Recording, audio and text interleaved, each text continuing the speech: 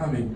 As Laura said, I finally retired from working for the NHS just 3 weeks ago. I'd retired from full-time work 4 years ago, and then I was working part-time.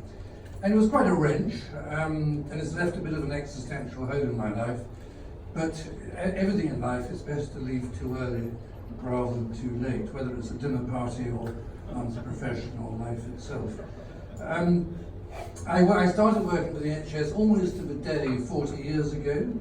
I was what was called in those days a junior houseman. I'd come to medicine late.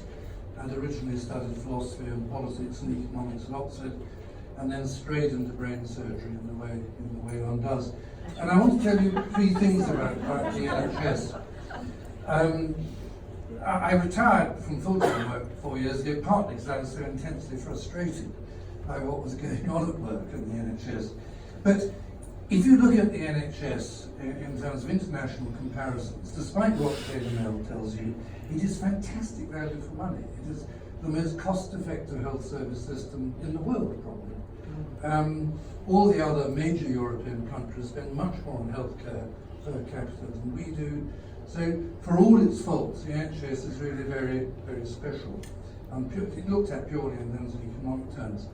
Secondly, in the words of its founder, Nye Bevan, I think we'd all agree with him that a country can't really call itself civilized if healthcare is determined by how much money you have. And the principle of what the Americans call socialized healthcare, I think we all subscribe to. We all know inequality is a big problem, a growing problem in the modern world.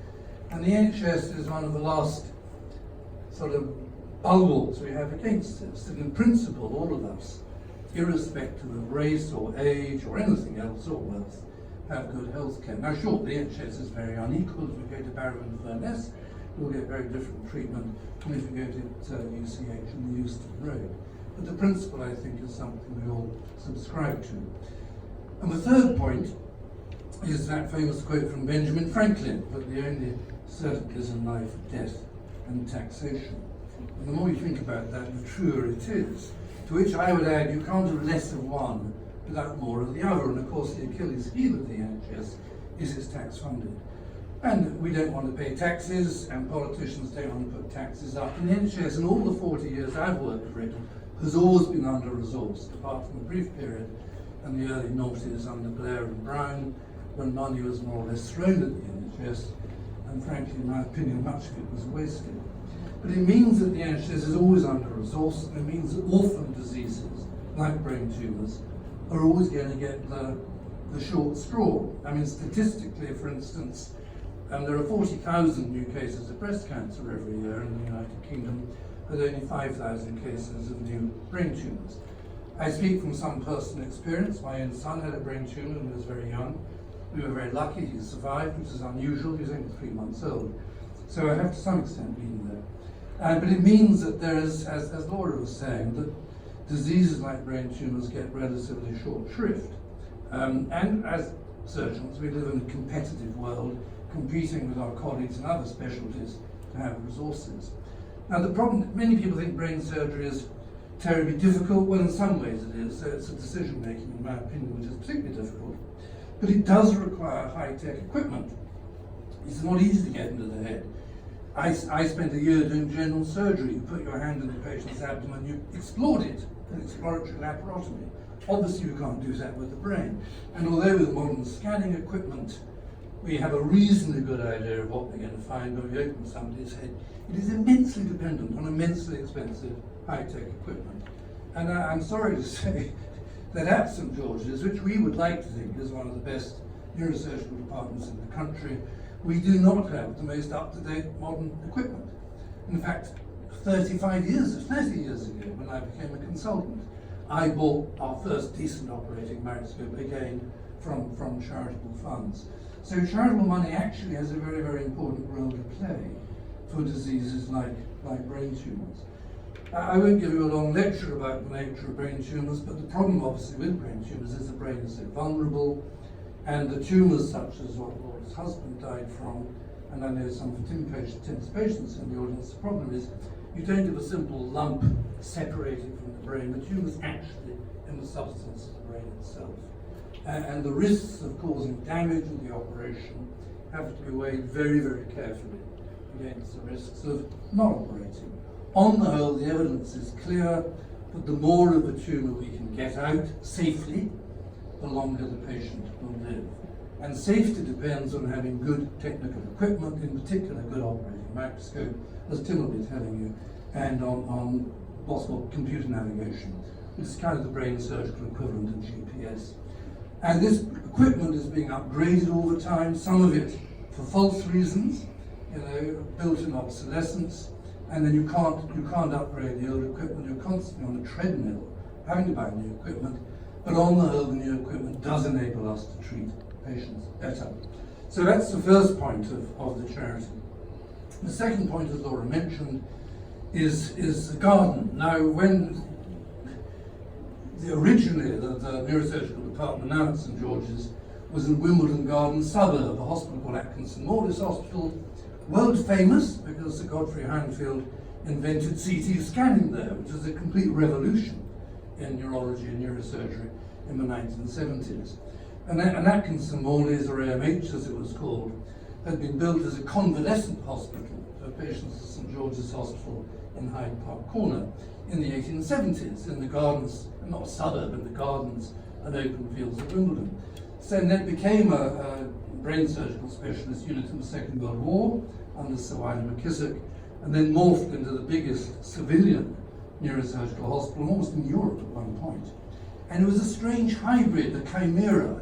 It was a convalescent hospital with gardens and big windows and high ceilings and fresh air, and also practicing high-tech medicine in later years with CT scanning. And then we were moved, and it was far too nice to be a hospital, and there was lots of grounds. It's now expensive executive departments called Montgomery and Wellington and other nostalgic imperial names. And we're now in St George's in Tooting. And the building was going to be much bigger originally, one of these so-called private funding initiative buildings, about which I'll not say too much, so I get a bit worked up. And they had to cut it back. They couldn't afford the whole site. So it ended up with a series of sort of large balconies, rather like a Sumerian ziggurat.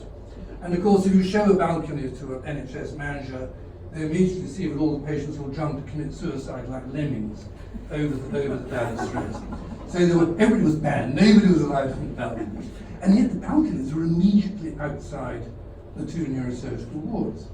And it took me 7 years of emails, meetings with the PFI company, with management, who basically had no interest in it. So we had to raise all the money charitably to turn the main balcony outside the two neurosurgical wards into a garden. And it's hard to overemphasize just how popular it is of both patients and families and staff. I remember my time when my son was ill. He was in hospital for a long time. And also my wife, Kate Fox, an anthropologist and writer with Crohn's disease.